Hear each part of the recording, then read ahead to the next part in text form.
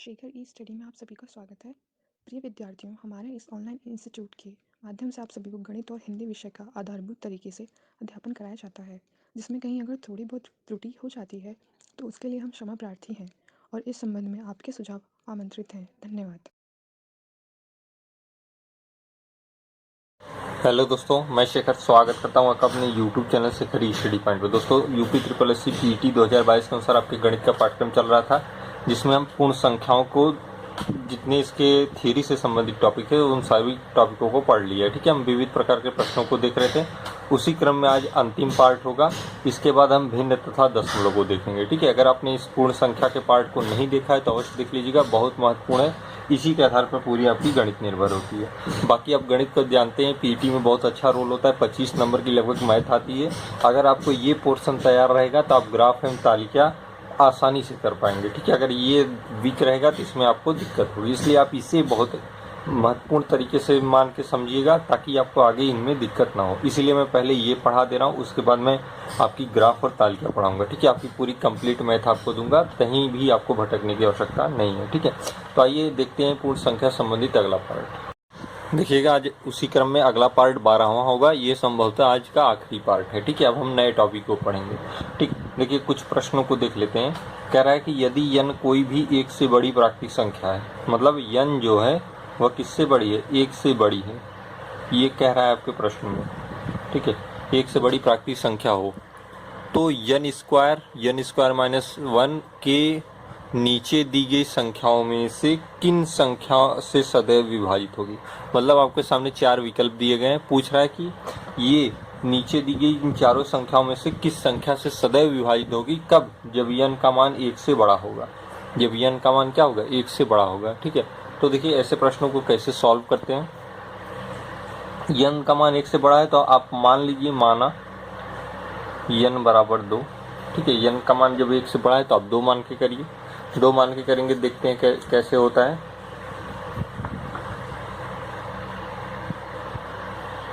देखिए n बराबर 2 मान लीजिए। अब 1 से बड़ा है, कुछ भी मान सकते हैं। अब 2, एक बार 2 लेके देखिए। 2 लिखेंगे तो n स्क्वायर मतलब 2 का वर्ग और 2 का वर्ग माइनस 1। 2 का वर्ग क्या होता है? 4 होता है। 2 का वर्ग 4, 4 में से गया 3, ये कुछ नहीं तो गुणा। 4 3 में 12 आ गया। n बराबर 3 रख लीजिए। बस बहुत ज़्यादा नहीं रखना, 1 2 रख के आप अपने आप को कन्फर्म कर सकते हैं। हालांकि यहाँ तय हो जाता है किससे विभाजित होगी, क्योंकि आपको आंसर मिल चुका है। लेकिन आपको सेटिस्फाई होने के लिए एक और देख लेते हैं। n बराबर 3 रखेंगे तो क्या होगा? 3 का वर्ग माइनस 1। 3 का वर्ग क्या होता है? 9। 3 का वर्ग माइनस 1, 9 में से 8, 8 9 में 72। ये 72 को लिख सकते हैं 12 गुणे 6। देखिए 12 इसमें भी आ रहा है, 12 इसमें भी आ रहा है।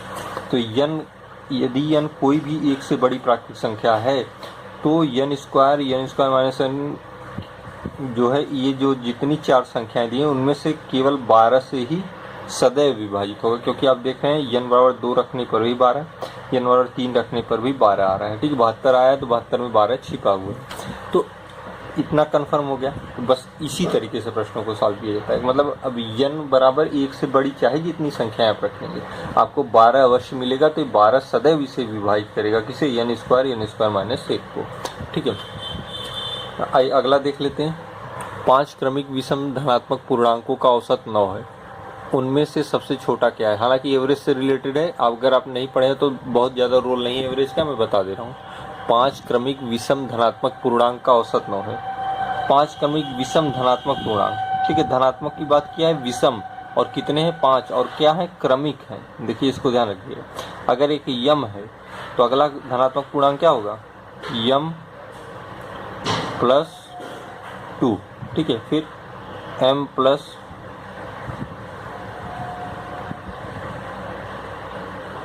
1 हो गया, 3 हो गया, m प्लस 4, फिर होगा m प्लस 6, फिर होगा m प्लस 8। ठीक है, ये 5 क्रमिक धनात्मक पूर्णांक हो गए। कह रहा है कि 5 क्रमिक धनात्मक पूर्णांक माना है, ये हमने मान लिया है, माना। पहला धनात्मक पूर्णांक है अंक, दूसरा m प्लस 2, तीसरा m प्लस 4, चौथा m प्लस 6, पांचवा m प्लस। जिनको यह नहीं समझ में आ रहा हो, जैसे अगर एक क्या है? धनात्मक है, विषम है, अगला कौन सा धनात्मक विषम आएगा? 3 आएगा। फिर 5 आएगा, फिर 7 आएगा, फिर 9 आएगा। उसी को मैंने माना है। अगर यहाँ यम 1 रखते हैं तो अगले का आएगा 2 और 1 3, फिर 4 1 5, 6 1 7, 8 1 9। यही चीज इसी आधार पे से मानते हैं। ठीक है, इसी आधार पे से मानते हैं। अब ये शर्त का है क्रमिक, क्रम से होना चाहिए, इसलिए क्रम से हमने लिया। विषम होना चाहिए, विषम हमने लिया है। धनात्मक होना चाहिए, धनात्मक लिया है। ठीक है, बाकी पूर्ण पूर्णांक आप पढ़े हुए हैं। इनका औसत न है। औसत मतलब होता है संख्याओं का कुल योग, संख्याओं का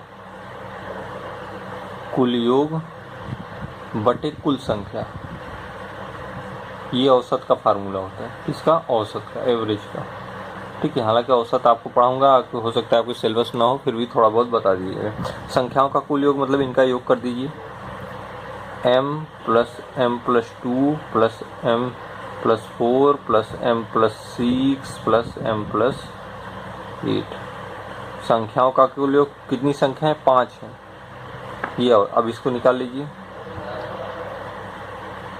इनका औसत क्या है? 9 है, 9 दिया है। ठीक है, अब देखिए 4 2 6, 6 6 12, 12 8 20, और 1 2 3 4 5, 5m + 20, ये 5 यहाँ चला जाएगा, 45। ठीक है, तो ये 20 वहाँ चला जाएगा, 5m = 25, m = 5। कहा है कि उनमें से सबसे छोटा क्या है? सबसे छोटा क्या है? m है। यही m है ना सबसे छोटा। उसके बाद m + 2, m + 4, m + 6 बड़ा है, तो सबसे छोटा m है। तो m का मान देखिए क्या है? 5 आया। यही आपका आंसर हो जाएगा। यही क्या हो जाएगा? आपका आंसर हो जाएगा क्या? 5 आंसर हो गया। सबसे छोटा का। सबसे बड़ा पूछता तो यही करते, m के स्थान 5 लग देते, 8 5 12। सबसे बड़ा 12, सबसे छोटा 5। ठीक है, इसी तरीके से सॉल्व करेंगे। एक प्रश्न और है, देख लीजिए, थोड़ा ऊपर कर देते हैं। यदि a/b का भागफल धनात्मक है, ठीक है, यदि a/b का भागफल धनात्मक है तो निम्नलिखित में से क्या सही होगा? a बड़ा है 0 से, a और b का गुणनफल बड़ा है 0 से, b बड़ा है 0 से, a तथा b का योगफल बड़ा है 0 से।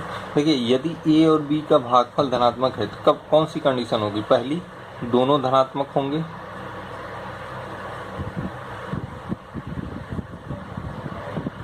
या दोनों क्या होंगे? ऋणात्मक होंगे। यही दो कंडीशन बनेगी, दोनों ऋणात्मक होंगे। कैसे? देखिए, मैं एक छोटा सा एग्जांपल समझाता हूँ। जैसे अगर दोनों धनात्मक हो गए, जैसे m हो गया n, तो जब भी m में n से भाग देंगे, जो भागफल आएगा वो धनात्मक आएगा।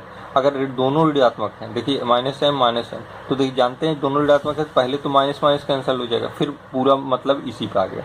मतलब हर कंडीशन में धनात्मक हो जा रहे हैं। ठीक है, दोनों अगर धनात्मक होंगे, दोनों ऋणात्मक होंगे। एक ऋण एक प्लस नहीं हो सकता, क्योंकि तब भागफल क्या हो जाएगा? ऋणात्मक आ जाएगा। अगर यहीं पे एक प्लस होता, +m, दूसरा -n होता, तो देखिए भागफल ऋणात्मक हो जाएगा। लेकिन आपका प्रश्न क्या कहा है?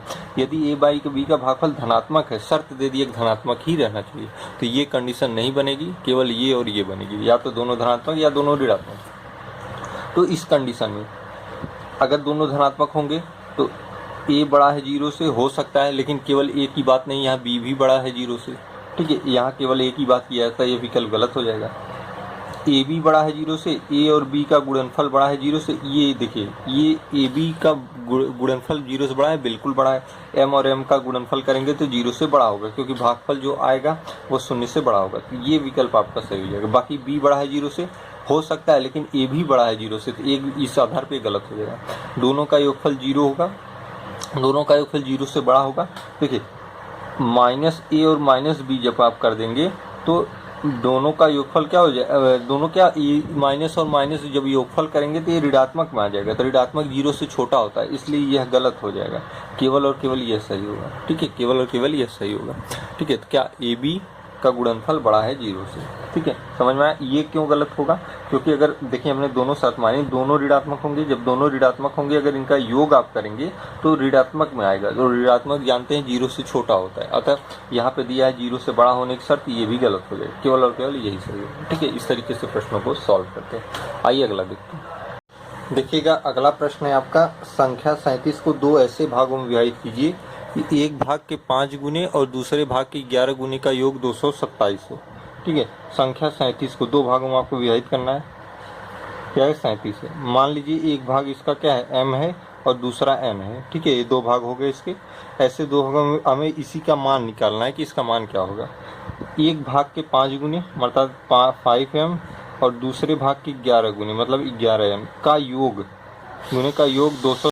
अब देखिए ये तो आपका पहला समीकरण हो गया। दूसरा देखिए यही दो भाग हैं तो m प्लस n बराबर 37। भाई दो भागों में हमने इसी को तोड़ा है, दोनों का योग कर दिए।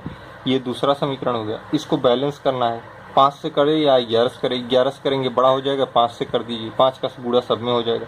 ये हो जाएगा 5m प्लस 5n बराबर 7 5 में 35, 5 3 में 15, 16 17 18 185। और ये हो जाएगा आपका 5m प्लस 11n बराबर 227। अब ये आपका पहला हो गया, दूसरा। अब इनको सॉल्व करके आपको क्या निकालना है, m और n का मान निकालना है। ठीक है, वही आपका आंसर हो जाएगा। इन्हीं को पहले और दूसरे समीकरण को सॉल्व करके m n का मान निकाल लेंगे आप। हालांकि मैं इसको अगले पार्ट में बता दूंगा, लेकिन आप इसे निकाल के मुझे मैसेज करिएगा कितना आया आपका। ठीक है, कमेंट बॉक्स में। देखिए अगली संख्या है आपका, थोड़ा सा ऊपर कर दें, 75 से 97 तक की सभी प्राकृतिक संख्याओं का योग कितना होगा। 75 से 97 के तक की सभी प्राकृतिक संख्याओं का योग कितना होगा। देखिए 20 से पूछा है, 75 से 97। पहले तो 75 और 97 कितनी संख्या है इसको जानने के लिए आप 97 में से इसमें से एक घटा देंगे, मतलब 74 को घटाएंगे, ना कि 75 को। क्योंकि अगर 75 घटाएंगे ना तो 75 काउंट नहीं होगा, उनके मध्य की संख्या आ जाएगी। लेकिन यहाँ 75 से 97 तक की बात किया है, इसलिए 97 में से हम 74 को घटाएंगे तब 23 आएगा। 74 क्यों घटाया, क्योंकि हमें 75 को भी जोड़ना है। 75 से 80 तक 6 संख्याएं जोड़ेंगे, ना कि 75 से 80 तक 5। क्योंकि 75 और 97 तक की, इनके मध्य नहीं कहा है, तक की, मतलब 75 और 97 दोनों लेना, इसलिए 74 घटा देंगे। ऑल टोटल हमें तुरंत पता चल जाएगी 23। सभी प्राकृतिक संख्याओं का योग कितना है, योग पूछा है तो देखिए इसका फार्मूला होता है, जब आप 20 से पूछे, अभिष्ट योग, प्रथम संख्या अंतिम संख्या बटे 2 गुणे कुल संख्या, ये फार्मूला होता है। ठीक है, प्रथम संख्या क्या है 75 है, अंतिम संख्या क्या है 97 है, बटे 2 कुल संख्या क्या है 23 है। ठीक है, आप इसको सॉल्व कर देंगे। देखिए 7 5 में 12, 9 1 10 से 16 1 17, 172 गुणे 2 इंटू 23। ठीक है, इसको सॉल्व करेंगे तो आपका आ जाएगा 1900। मैं लिख देता हूँ, आप गुणा करके देख लीजिएगा। ठीक, 1978 आएगा। ठीक, 1978 आएगा। तो समझ में आया कैसे, जब दो ऐसे मध्य से संख्याएं पूछे तो ये फार्मूला लगेगा, अभिष्ट योग प्रथम संख्या प्लस अंतिम संख्या बटे 2 गुणे कुल संख्या। यहाँ पे ध्यान दीजिएगा 75 से 97 तक की पूछा है, मध्य नहीं, तक की पूछा है, मतलब इससे एक कम करके घटा देंगे तो आपको पता चल जाएगा कितनी संख्याएं बीच में। तो वही संख्याएं लिखनी है आपको कुल संख्या में, कुल संख्या के स्थान पे 23 लिख देंगे, आराम से आपका सॉल्व हो जाएगा। ठीक है, अंतिम और लास्ट प्रश्न देख लेते हैं। देखिए कह रहा है यदि a तथा b विषम संख्याएं हो तो निम्न में से कौन सा एक सम संख्या होगा। मतलब इन चारों में से कौन सा एक ऐसा है जो सम संख्या होगा। जब a और b क्या है, a भी विषम है और b भी विषम है,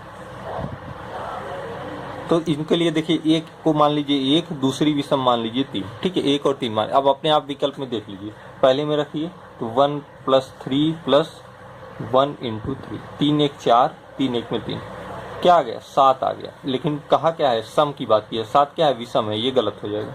ठीक है, दूसरा देख लीजिए 1 + 3 - 1, 3 1 4, 4 में से गया 3, क्या है विषम है, कहा क्या है सम की बात की है, ये भी गलत हो गया। ये देखिए 1 + 3 + 2 गुणे 1 गुणे 3, 3 2 में 6, 6 7 8 9 1 10, ये क्या है 10, 10 क्या है सम है, इस सम ही की बात की है, एक सम संख्या है तो ये सम आ रहा है, अतः ये विकल्प आपका सही हो जाएगा। ठीक है, ये भी गलत हो जाएगा, ये क्योंकि एक ही विकल्प सही होगा, ये मिल गया तो ये भी गलत होगा। तो इसी तरीके से आप इसको काउंट कर सकते हैं। ठीक है, बहुत आसान होता है, मैंने आपको सारे तरीके बता दिए हैं। आप इसको सॉल्व करके कमेंट बॉक्स में इसका आंसर बता दीजिएगा। ठीक है, आज से आपकी नंबर से ये पूर्ण संख्या का टॉपिक समाप्त होता है। अब हम दशमलव तथा भिन्न को देखेंगे। ठीक है, आप पूरे पार्ट को रिवाइज कर लीजिएगा, 12 पार्टों में बताया गया, पूरा बेसिक से बताया गया। ठीक, मिलते हैं अगले वीडियो में।